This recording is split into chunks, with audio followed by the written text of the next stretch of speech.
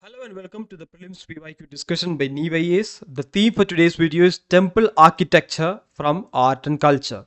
You have 5 questions for discussion in this video.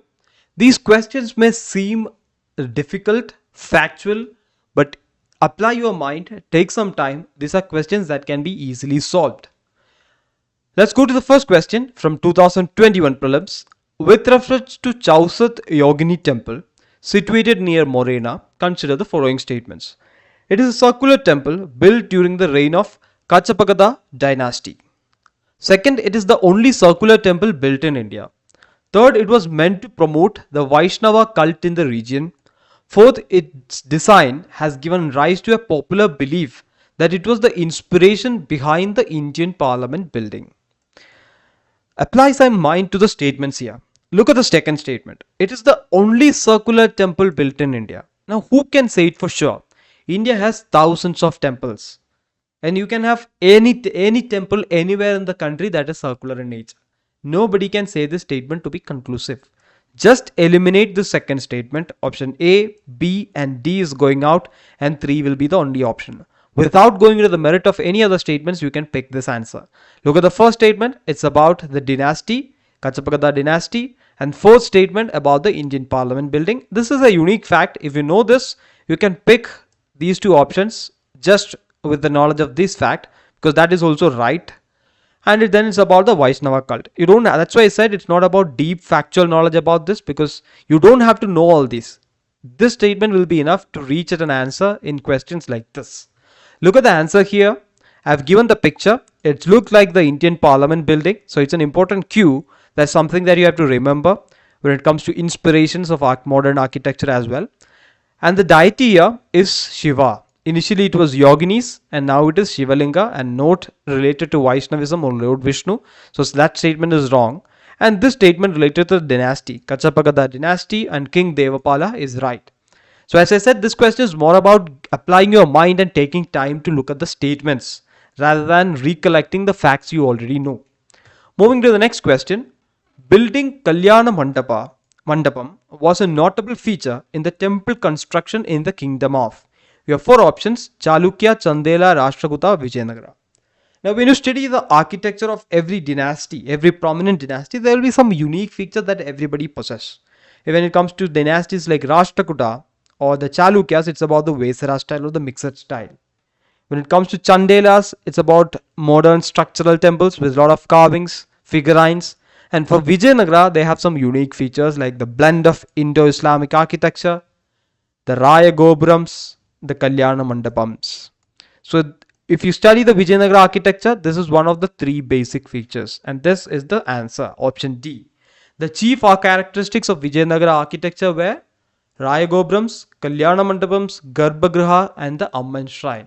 One of the 4. If you know this answer is a straight pick. Moving to the third question. Which of the following is or are famous for sun temples? You have 3 options: Arasavalli, Amarkantak, Omkareshwar. The catch in this question is Omkareshwar.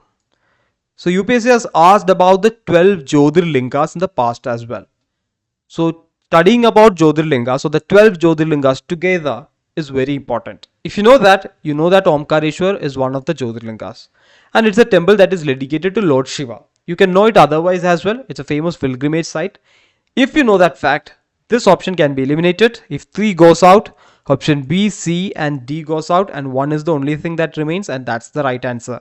Arasavalli is the only sun temple from this group. It's in Andhra Pradesh. It's built in 7th century by the Kalinga king. Amarkantak is a pilgrimage site in Madhya Pradesh. There also Lord Shiva is worshipped, and Omkareshwar, as mentioned, is one of the 12 Jyotirlingas of Shiva. Is located in Madhya Pradesh. Both these are located in Madhya Pradesh. Moving to the next question. With reference to the art and archaeological history of India, which one of the following was made earliest? First, the Lingaraja temple in Bhubaneswar. Second, rock-cut elephant at Dhauli. Third, rock-cut monuments at Mahabalipuram. And finally, the Varaha image at Udayagiri. Now, rock-cut monuments at Mahabalipuram can be associated with the Pallavas, which is 7th century AD. Lingaraja temple in Bhubaneswar, it's a temple, it's a structural temple. And look at this, rock cut and the Varaha image. Rock cuts always predate structural temples because there is a transition from initial rock cut figures like the Ashokan pillar inscription to rock cut temples like the Kailasa temple to structural temples like Lingaraja temple. So this should predate, and the question is which was built the earliest. So you can zero in on this, and even without that knowledge, you can think of these two figures. One is the rocket elephant at Dhauli, and the second is the Varaha image at Udaygiri. Now both these pictures are given in the NCERT textbooks. If rocket elephant in Dhauli is associated with the Mauryas, this is associated with the Guptas. It's a very famous image, the Varaha image. You just have to know the chronology of the dynasties to answer this question. And you know that Mauryas is always predates the Guptas. No confusion in that, because Mauryas belong to 3rd century BC and Guptas belong to 3rd century AD, a gap of almost 6 centuries. So the answer here is option B, a rock cut elephant at Dhauli. It was built by Ashoka in this time period 270 to 231, and the second oldest is the Varaha image at Udaygiri 5th century AD. It belongs to Chandragupta on the Udaygiri hill. Mahabalipuram is a famous Pallava site 7th 8th century AD, and Lingaraja temple is the latest creation 11th century AD in the city of Bhubaneswar, Odisha, and it is dedicated to Lord Shiva.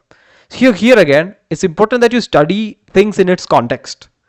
When you study this transition from rock cut to structural, you can reach at this question. It's also important that you look at the pictures and side columns in NCERTs because everything in NCERT is relevant. This question proves that. Let's move to the final question of the discussion. With reference to cultural history of India, the term Panchayatan refers to. A very simple question, you just have to identify what it's all about. And the options are not so overlapping as well. First option, an assembly of village elders. Second, a religious sect. Third, a style of temple construction. Fourth, administrative machinery. If you have studied the Khajuraho group of temples or the Gupta temples, this is an obvious answer. And this question, since it belongs to the temple architecture as part in this discussion, you can easily arrive at the conclusion. But even in other case, this is a term that one should be familiar with if we are studying the temple architecture. This is something like the Nagara and Dravida temple styles. Panchayatan is very central to the North Indian or Central Indian temple architecture. So this is the right answer here, option C. Pancha means 5 and Ayatana means containing. So you have 5 shrines and a central shrine, central Garbhagriha, and 5 subsidiary shrines. That's a style of construction. 4 subsidiary and main shrine in the beginning. I'm sorry, it's not 5, 4 on the sides. It's like this.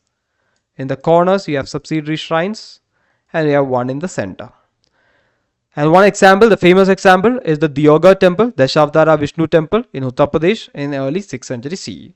Now if you look at all the questions, none of the questions were extremely factual, which cannot be ignored like that or which cannot be kept in the difficult category. All the questions can be tackled with conceptual knowledge and some application mindset. Thank you for listening.